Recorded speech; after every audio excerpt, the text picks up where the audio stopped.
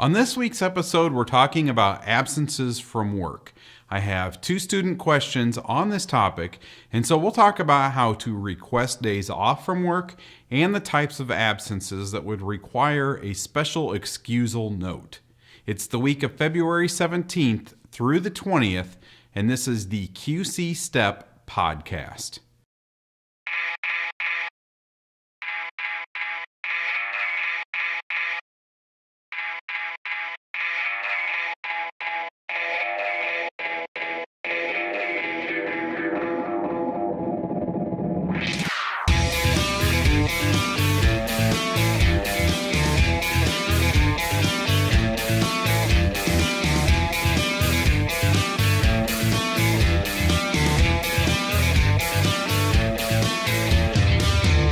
Hi, and welcome to this week's episode of the QC Step podcast. I'm Corey Finneran.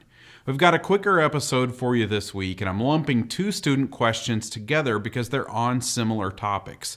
Both of these questions are on absences from work, and both come from Moline High School. The first question is, how do you go about requesting days off from work? Well, the best answer for this is to ask your employer what the policy is for their business. However, if you've just been offered a job, this probably shouldn't be something that you ask right away. A business does not want to offer a position to someone, and then the first thing that person does is start asking about days off. A lot of businesses have a handbook, or at least a document with the workplace rules and policies, and that information should be on there. If you aren't given a handbook or a document in the new hire paperwork, you can ask your manager once you get started. If you just want the information and you don't have any reason that you're asking for a day off, then you could say something like, I don't have a reason right now, but if I ever needed to request a day off, how do I go about doing that? Most businesses write out their schedules a week or 2 in advance, and so you'll probably need to find out what the cutoff date is for getting those requests in. The only other thing I'd like to mention on this topic of requesting days off is that you should do this sparingly. You should be as available as possible with your job. Your supervisors or your bosses, they will appreciate your availability. And this will lead to more hours, which means more money, and it can also lead to promotions, and overall, you will be a more valuable employee. The second question is, what type of absences from work require a special excusal notice? Again, this is something that varies from business to business, and you'll want to check with the employee handbook or any of the documents that they give you when you're first hired. Sometimes businesses will want a doctor's excuse if you miss a certain number of days in a row. I think it's common that the cutoff is usually around 3 days. So if you miss 3 days in a row, you'll need a doctor's note. That's really the only kind of excusal note I can see you needing as a part-time worker without benefits. This is my 10th school year in my job, and I've needed an excusal note once. So you can see that it's not a real common thing. But there's no, across the board rule, and each business does it differently. So I would suggest checking with your employee handbook for the new hire documents.